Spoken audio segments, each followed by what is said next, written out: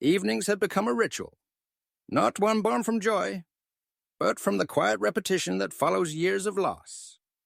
Every night I stood at the kitchen sink, hands submerged in warm soapy water, scrubbing the same plate, the same fork, the same coffee mug, Margaret's mug, white porcelain with a faded blue rim, the one she used every morning without fail. Even though she'd been gone for years, I still washed it as if she might walk in and ask for a refill. The kitchen felt far too large now. No hum of her voice mixing with the sound of simmering pots. No gentle chiding about the newspaper cluttering the table. Just the hum of the refrigerator, steady and cold. On the door, magnets held up curling photographs. A frozen museum of better days. One photo always caught my eye. Rick's high school graduation. He was 17 then, full of possibility, grinning in his cap and gown while Margaret beamed beside him. Back before the arguments, before the long silences, before money and pride became the walls we couldn't break down. Most nights after the dishes, I'd settle into the armchair Margaret insisted I buy. "It'll help your back," she'd said, and turn on the evening news. I never really watched. I'd stare at the flickering screen, my mind wandering to memories I couldn't share with anyone anymore. It had been a year since Rick and I last spoke. The last conversation ended with him storming out when I refused to fund one of his can't-miss investment ideas. I'd always suspected it was a gamble disguised as an opportunity. Margaret would have known what to say, how to keep the bridge between us from burning completely. I hadn't learned that skill. That night, as I dried the mug for the third time that week and placed it in its exact spot on the rack, the phone rang.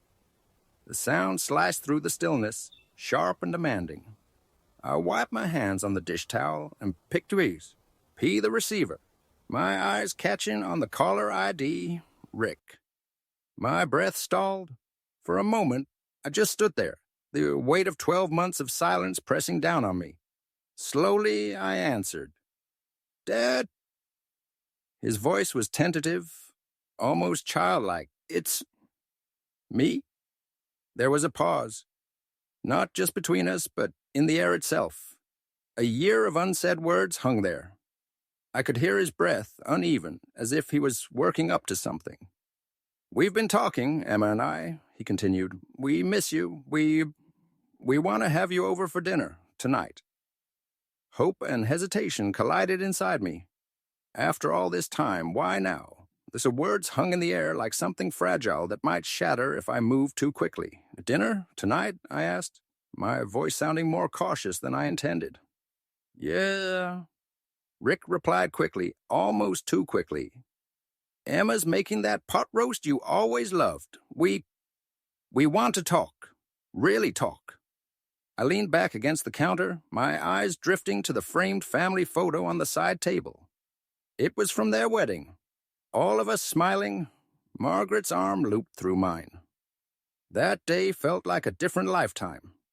Back then, reconciliation wasn't something we needed. We had each other. Now, even the idea felt strange. Margaret's words came back to me in a whisper from the past. Families find their way back to each other, given time. Maybe this was the time she'd meant. "What time were you thinking?" I asked. Still unsure if I was making the right decision. 7:30, Rick answered without hesitation. "I'll text you the address. We moved last year. Montclair. That name alone carried a weight. It was the kind of neighborhood you saw in glossy real estate brochures, where lawns were manicured within an inch of their lives, and houses had more bathrooms than occupants. Rick had always been ambitious, but I couldn't imagine what business had brought him to an E of New Jersey's most expensive zip codes. "I'll be there," I heard myself say before I'd fully decided. "Thanks, Dad. This means a lot." His voice softened, like the little boy I used to carry on my shoulders when he was afraid of thunderstorms. Then the line went quiet.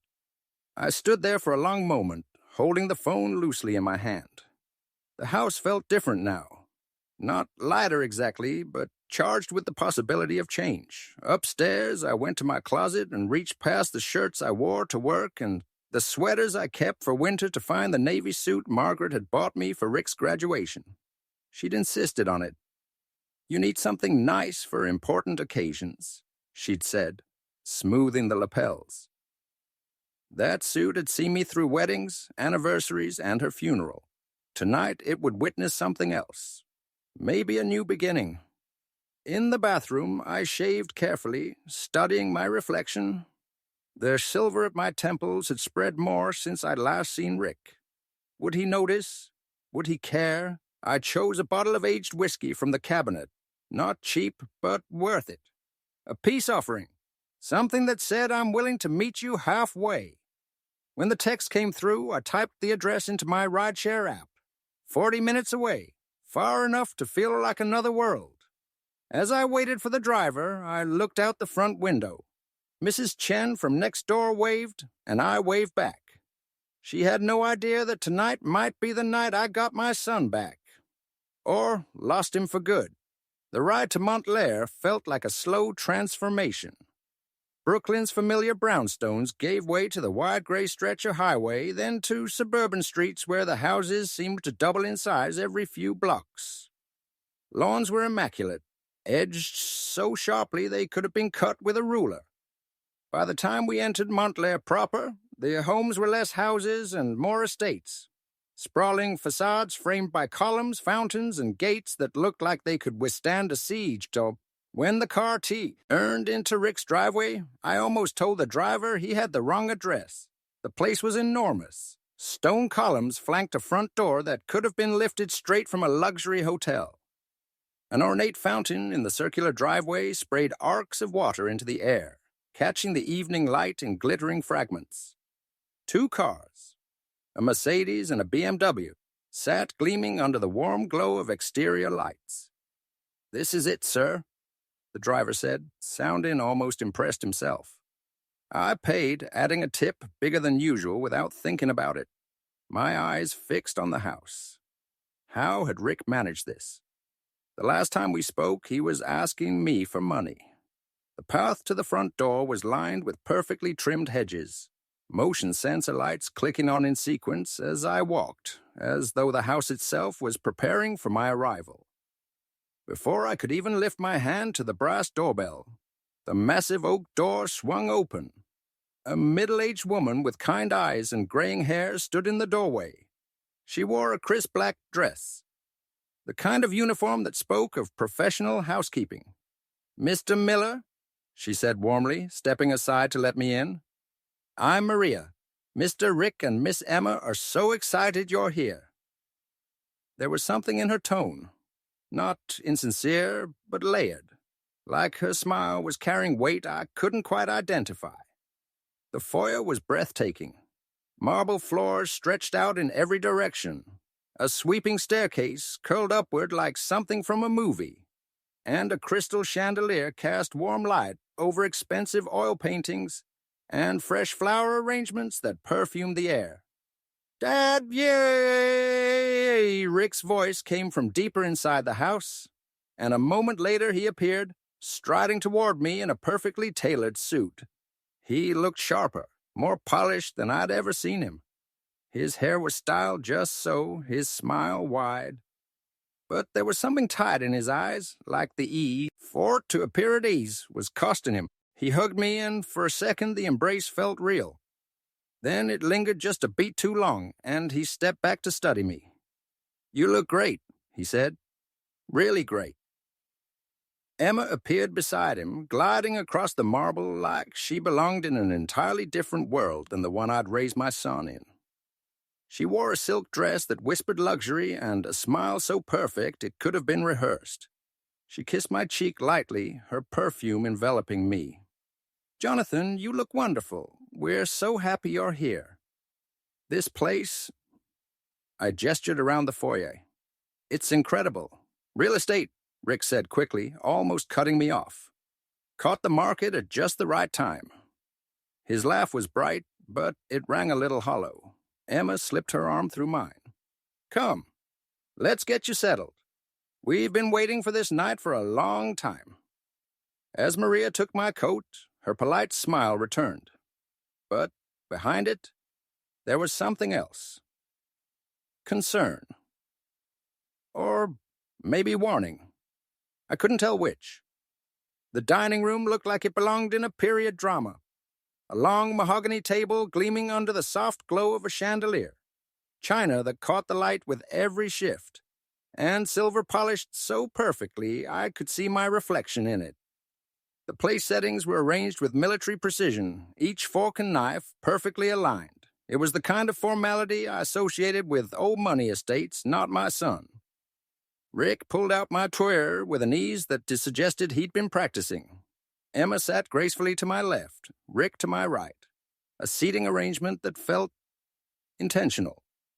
Maria appeared silently from the kitchen, balancing a tray of delicate appetizers arranged like miniature sculptures. "I brought this," I said, offering the bottle of aged whiskey I'd carried like a peace token. Rick's face lit up. "Dad, this is fantastic. You really shouldn't have." He was already reaching for the cork, as though he couldn't wait to open it. The amber liquid poured into heavy crystal tumblers, the kind that seemed made for weighty conversations. "This calls for a proper toast," Emma said, raising her wine glass. "To family." She smiled warmly. "To forgiveness and fresh starts," Rick added, his voice catching slightly. "To Margaret," I said quietly, feeling the familiar ache in my chest. The whiskey burned sweetly, its warmth spreading through me. Emma leaned in, her tone conversational. "Rick tells me you built your restaurant business from nothing. 7 locations now." I waved a hand. "Empire's too big a word. Just a lot of hard work. And Margaret's way with people. She believed in treating employees like family." "Don't be modest, Dad," Rick said, refilling my glass before I'd even noticed it was low. 7 is impressive, no matter how you spin it. The lobster bisque Maria brought next was rich, almost decadent, and served in porcelain bowls so delicate I was almost afraid to touch them. She placed mine in front of me with hands that trembled just slightly. Emma kept the questions coming. About business operations, property values, future plans. Rick chimed in, steering the conversation towards succession planning, retirement, and legal arrangements.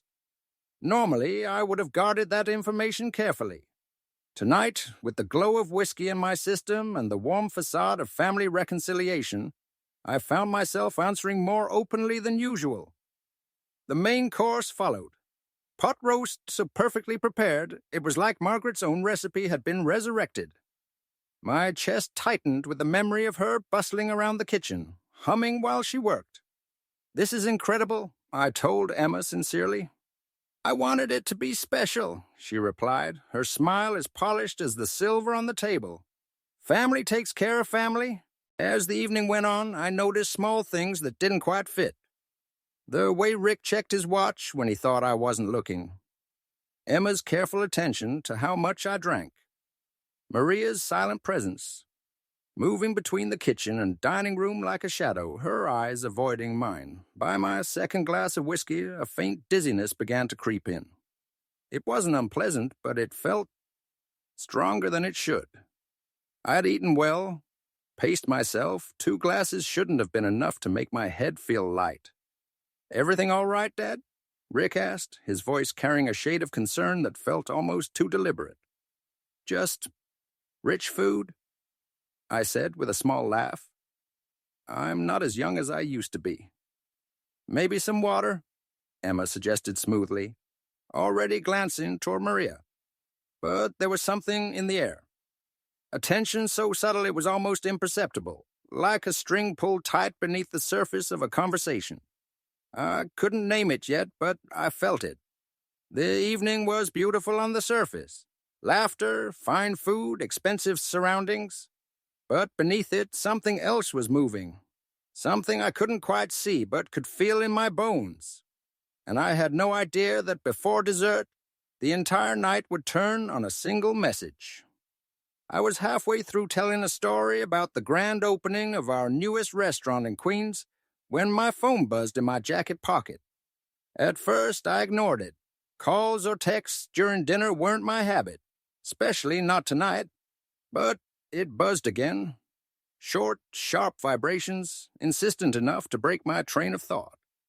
"Sorry," I muttered, offering a polite smile. "Probably just a quick question from one of the managers." Rick leaned forward slightly. "Everything okay?" His tone was casual on the surface, but I caught the flicker of something sharper behind it. I pulled the phone out, keeping the screen tilted away from view more out of instinct than suspicion. The number was unfamiliar, local area code, but not one I recognized. The message was short, all caps: "Stand up and leave. Now, say nothing to your son." For a moment, the words didn't register.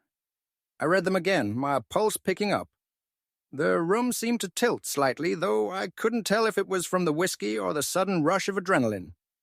"Everything all right?" Emma's voice cut in. Her smile was still there, but her eyes searched my face intently. I slid the phone back into my pocket. "Fine. Just, rich food catching up with me." My voice sounded steady enough, but inside, my mind was racing. Who sent that message? How did they have my number? And why did it sound like a warning from someone who knew exactly where I was? Rick refilled my whiskey glass without asking. "Here, Dad, this will help you relax." I forced a small knot, but didn't touch the drink. My hands felt oddly cold, even as my chest burned with unease. "Maybe some water," Emma suggested again, her tone syrupy smooth. "I'll be right back," I said, pushing back my chair. "Where's the bathroom?" "Second door on the left," Rick answered quickly. "We'll wait for you. Maria's bringing dessert." I walked toward the hallway, but at the turn, something in me hesitated. The second door on the left would take me to a powder room, but my feet carried me further, toward the soft clink of dishes in the kitchen. Maria stood at a massive sink, washing crystal glasses with slow, methodical movements. She didn't look up as I entered, though I knew she heard me. Her shoulders were tense, her focus fixed on the glass in her hands. Just beyond her, I saw the back door. I moved toward it, expecting her to stop me, but she didn't. She kept washing, her silence speaking louder than words. The door opened without a sound, revealing a perfectly manicured backyard. Motion sensor lights blinked on, casting my shadow long across the grass. At the far end, a wooden gate led to the street beyond. I didn't run, but my steps quickened. The air outside was cooler, cleaner. My phone was heavy in my pocket, that urgent message still burning in my mind. 1 block away, I called for a car. Their app estimated 5 minutes. 5 minutes until I was away from whatever danger I couldn't yet name. When the car pulled up, I climbed in, gave my home address, and then with a racing heart, dialed the number that had just saved me from something I didn't understand. The voice on the other end was calm, deliberate. "I hoped you would call." "Who is this?" I asked, my voice lower than I expected. "I can't reveal my name," the voice replied, steady but urgent. "But you are in immediate danger tonight." "That's impossible," I said, though the words felt hollow even as I spoke them. "I was having dinner with my son." There was a pause, long enough to make my grip tighten on the phone. Then the voice came back, blunt and unflinching. "Your son owes $2.3 million to people who don't send polite reminders. People who break bones when payments are late." The words landed like a blow. My eyes flicked to the driver's reflection in the rearview mirror. He was glancing back at me, reading the tension on my face. "Even if that's true," I said slowly, "why warn me? Because tonight wasn't about reconciliation. It was about desperation." The voice lowered, as if leaning closer through the phone. "The whiskey you brought, the bottle you handed your son, it was tampered with before it touched your lips." Now I stared at the city lights flickering past the window, trying to process. "They added a compound called zetrolum. the voice continued. It multiplies the effects of alcohol 5 times over. You'd have been compliant, suggestible, and unable to remember details clearly. The dizziness earlier, the way my thoughts had felt looser than normal. You're saying? I'm saying, the caller interrupted, that legal documents are already prepared. Full transfer of your restaurant properties, power of attorney in your son's name. All they needed was your signature. My stomach turned. Images from the evening began replaying with a sinister new filter. The relentless refilling of my glass, the pointed questions about retirement, the way Emma had touched my hand and called it family taking care of family. How do you know all this? I demanded. That doesn't matter. What matters is you didn't sign anything tonight. But you need to understand. They'll try again. Possibly soon.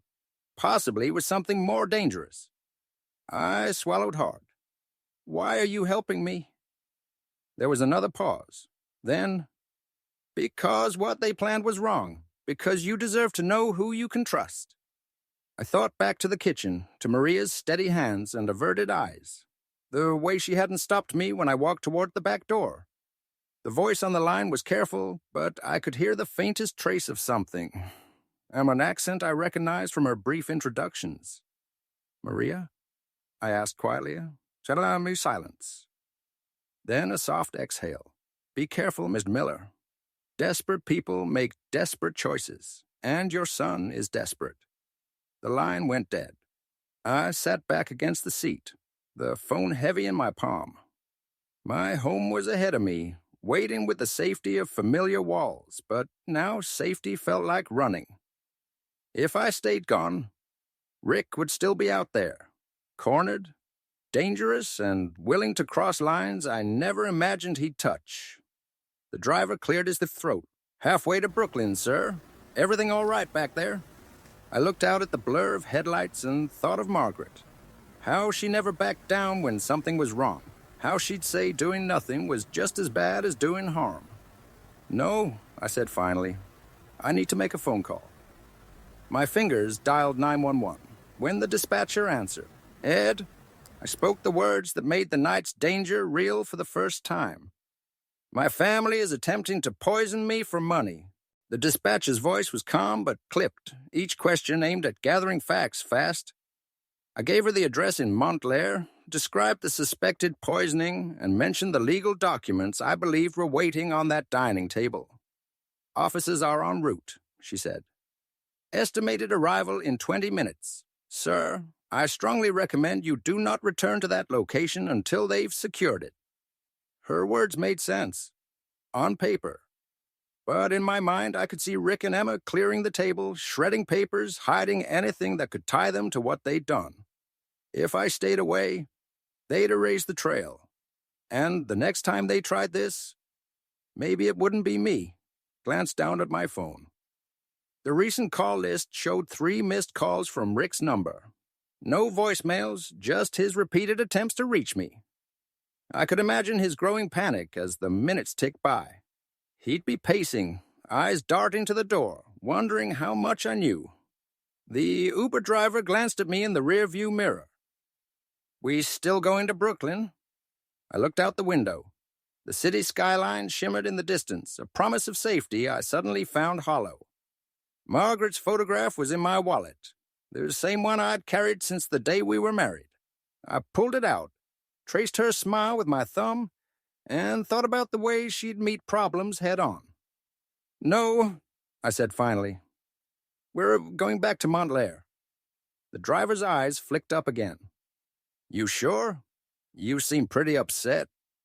This isn't about being upset. Sometimes you have to choose between being safe and doing what's right. He didn't argue, just turned us around at the next intersection. The road back felt different, darker. The headlights slicing through shadows that seemed to stretch too far. Each mile tightened the coil in my chest. By the time we reached the turn for Hill Street, the police cars were already approaching from the opposite direction. Their lights were off, but their presence was unmistakable. The sight sent a cold rush through me. This was no longer just a family dinner gone wrong. It was an active crime scene in the making. "Wait around the corner," I told the driver. "This might take a while." He pulled over as instructed. I stepped out, the air cooler now, carrying the faint scent of cut grass and something sharper, the metallic tang of nerves in the back of my throat. The mansion loomed ahead, its perfect facade almost mocking in its symmetry. I walked up the curved driveway, each step heavier than the last. The doorbell was large and ornate, and when I pressed it, the chime echoed through the house like a summons neither of us could ignore. Footsteps came quickly, too quickly for casual welcome. The door opened to Rick's face, relief and suspicion warring in his eyes. "Dad," he said, forcing a smile, "where have you been? We were getting worried sick." I stepped inside, my own expression calm but unreadable.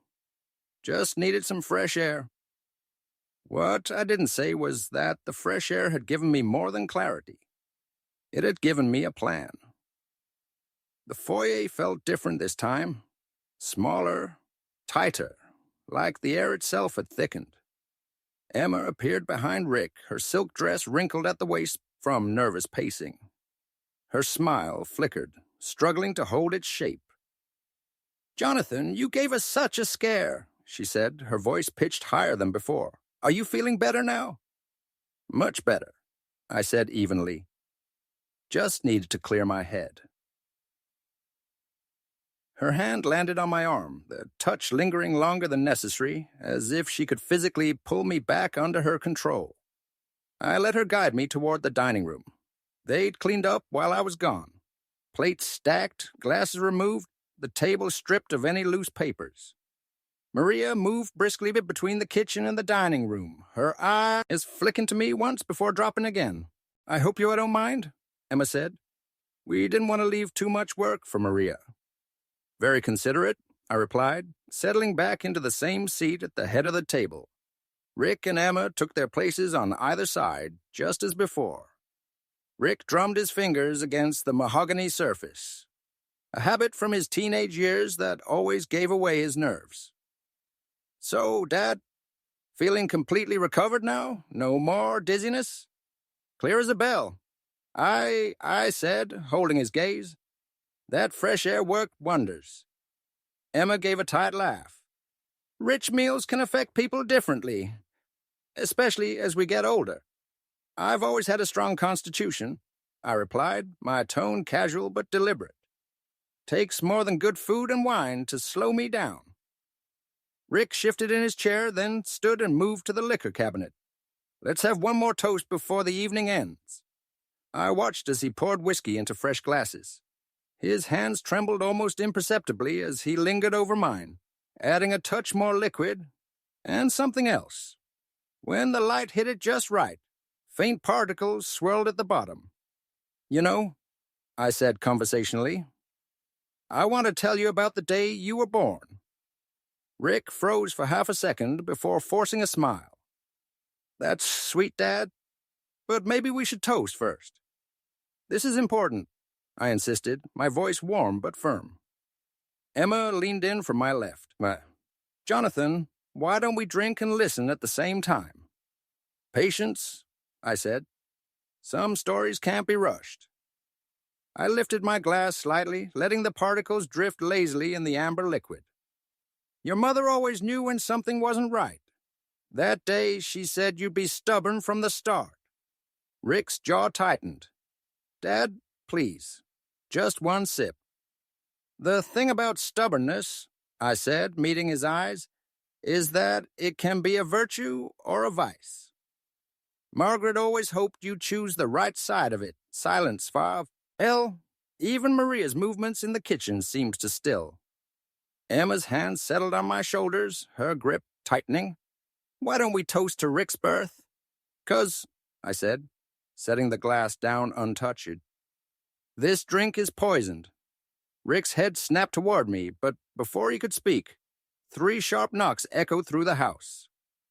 "Police, open the door." Rick's glass slipped from his hand, shattering on the marble floor. The color drained from his face as uniformed officers entered. their presence filling the room with a new kind of gravity.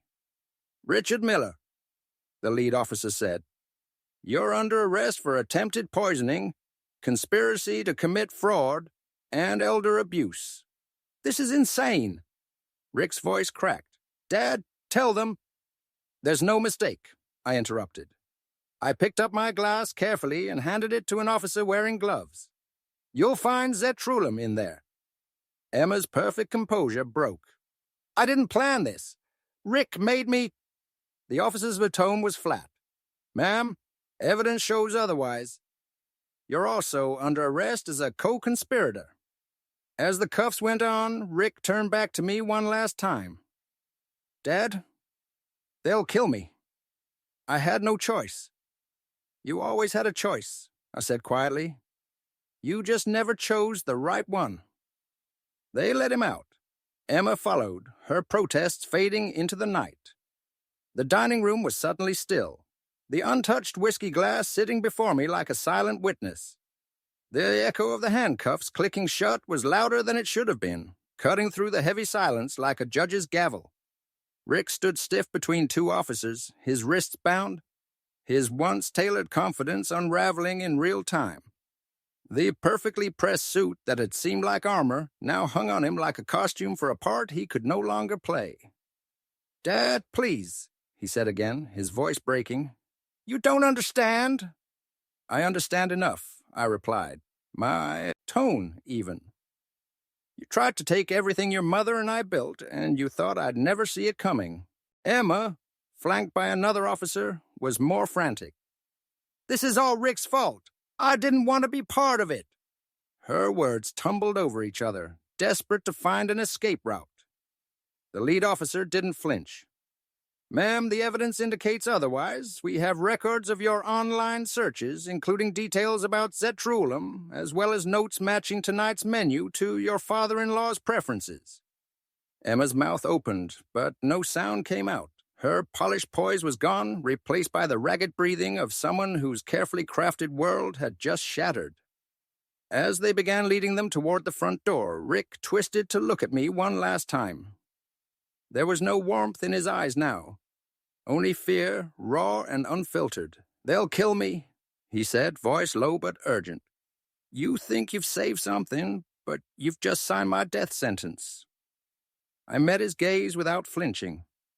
"The people you owed didn't put you here, Rick. You did." The officers guided them out into the night, their footsteps echoing against the marble foyer.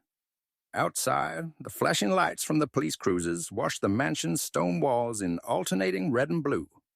Neighbors were beginning to gather at a distance, their curiosity piqued by the sight of a scene they'd normally only see on the evening news. Maria appeared in the dining room doorway, her hands clasped in front of her. She didn't speak, but her eyes told me everything. Relief that the danger had passed, sorrow for the family fracture that had just been cemented. The officer handling evidence returned, holding the whiskey glass inside a sealed bag. Even through the plastic, I could see the faint particles swirling at the bottom. "We'll run full tests," he said. "But it's obvious this wasn't just an after-dinner drink," nodded, my gaze dropping to the table where we'd sat just minutes before. The polished wood still heat held faint impressions from the plates, the napkin folds, the careful arrangement designed to make me lower my guard. The same table where my son had planned to end my independence, my livelihood, and perhaps my life. As the police vehicles pulled away, carrying Rick and Emma toward the station, the air in the house felt lighter, but also emptier. The sound of the fountain outside was suddenly loud in the quiet, its cheerful rhythm at odds with the heaviness in my chest. Maria stepped forward.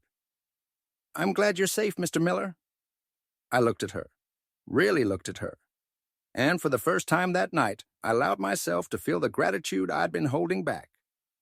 "So am I said softly. But as I glanced at the spot where Rick had been standing, wrists bound, eyes wild, I knew this wasn't the end. The legal battle, the family fallout, the unanswered questions, all of it was still ahead. Tonight, though, one thing was certain. The attempt had failed, and that was enough for now. The Montclair police station was alive with late-night activity. A hum of phones ringing, keyboards clacking, and the occasional raised voice from behind closed doors. The smell of stale coffee lingered in the air, mingling with the faint scent of disinfectant. Rick and Emma were kept in separate holding cells. From the bench where I sat giving my statement, I could see him through the reinforced glass, pacing like a caged animal. Every few minutes, he'd glance toward me, his expression cycling through disbelief, anger, and something that almost looked like pleading. Detective Harrison, a solid man with graying temples and a patient demeanor, sat across from me with a legal pad. Let's go over the events one more time, Miller. Start from when you received the text. I recounted everything. The warning, the escape, the call to 911, and my return to the house. He listened without interview, parting, occasionally making a note. And this Zetrulum, he said, looking up from his writing. How did you know what to call it? An anonymous caller told me, I said truthfully. They knew details about the drug, the plan, even the documents waiting for me to sign. Anonymous? His eyes narrowed slightly. Any idea who it might have been? I hesitated, remembering Maria's steady hands at the sink, her refusal to meet my eyes as I passed. No, I said finally. But whoever it was, they saved my life. From the women's holding area, Emma's voice cut through the background noise. I told you, it was Rick. I was scared. I didn't have a choice. The sharp edge in her tone betrayed desperation more than innocence. Harrison didn't bother to comment on her outburst. Fear doesn't usually excuse conspiracy to commit fraud and elder abuse, he said dryly, returning to his notes. We found the legal documents in Rick's office. Power of attorney, full transfer of business assets. It's all there. I sat back, the reality of it pressing down on me. How long will they serve? Attempted poisoning carries 8 to 12 years, Harrison explained. Add conspiracy, elder abuse, and fraud. Rick's looking at 15 to 20. Emma might get less if she cooperates, but she's still facing serious time. Through the glass, Rick had stopped pacing. Now he sat on the narrow bench, elbows on his knees, head in his hands. It struck me that this was my son, the boy I'd taught to ride a bike, the young man I'd hoped would take over the business someday. And here he was, shackled by choices that had nothing to do with bad luck and everything to do with character. Dad, he suddenly called out, his voice carrying across the room. I'll pay it all back. I'll go to treatment. I'll change. I didn't respond. I'd heard those promises before, years ago, after smaller betrayals. They'd been as empty then as they were now. Harrison closed his notepad. He's going to keep trying to manipulate you. It's standard in family finch and seal crimes. I know, I said quietly.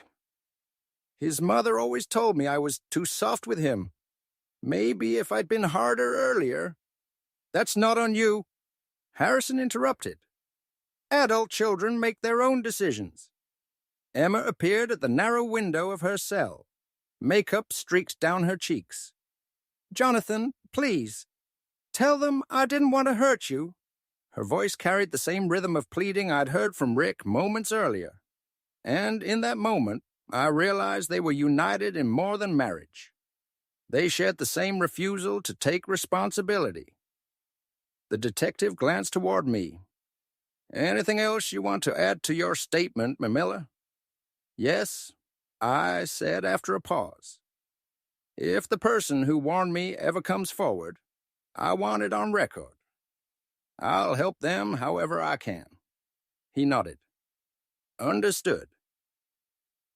It was close to midnight when the paperwork was finally done. My statement was signed, the evidence logged, and the charges formally filed. The lobby was quieter now, the earlier chaos of the station giving way to a steady hum of low voices and the occasional ringing phone. Before leaving, I pulled out my phone and dialed the number that had changed the course of the night. It rang twice before a familiar voice answered. This is Maria Gonzalez. How are you, Mr. Miller? Hearing her name, spoken without hesitation, was like a light breaking through the dark. Maria, you were the one. You saved my life. I couldn't let them hurt you, she said simply. You were kind to me, even when they treated me like I was invisible. I felt something catch in my throat. How did you know about all of it? 3 days ago, I was cleaning Mr. Rick's office. They didn't care that I was in the room. They spoke like I wasn't a person who could understand. They discussed the drug, the documents, how much to use. Miss Emma even talked about cooking your favorite meals so you'd relax. Her voice was calm, but underneath it was a fatigue I recognized. The weight of carrying a truth that could have destroyed her life if spoken to the wrong person. Maria, I said, you risked your job to help me. Maybe more than your job. Yes, she admitted. After tonight, I doubt I will get a reference from them. That decided it. I own 7 restaurants in Brooklyn. I'm looking for a manager for the newest one. Someone I can trust completely. The salary starts at $60,000, plus benefits and profit sharing after a year. The job is yours if you want it. There was silence on the other end, broken only by the faint sound of her steady breathing. When she spoke again, her voice trembled. I don't know what to say. Say you'll start Monday at 10, I replied. She laughed then. Not a loud laugh, but the kind you hear when relief finally outweighs fear. Yes, Mr. Miller, I'll be there. When I hung up, I felt lighter than I had in months. The officers drove me home. My modest house greeted me like an old friend. No marble floors, no chandeliers, just the comfort of walls that had stood through every storm. In the kitchen, family photos still clung to the refrigerator. Rick's graduation, Emma's wedding, and Margaret's smile from better days. I took down Rick's photo. Not to destroy it, but to put it away. Out of sight until I could remember my son without tasting the bitterness of tonight. Margaret's picture stayed. Her eyes seemed to approve of the choice. On the calendar, I wrote, Maria, 10 a.m., Monday. Underneath it, I added, New beginning. Brooklyn hummed outside my window. Delivery trucks, late shift workers, the heartbeat of a city built on honest work. I turned off the lights and headed upstairs, knowing the months ahead would be complicated. Trials, testimony, the inevitable questions about how a son could turn on his father so completely. But tonight justice had been served, and a good person had been given a chance to start again. Margaret would have liked that ending,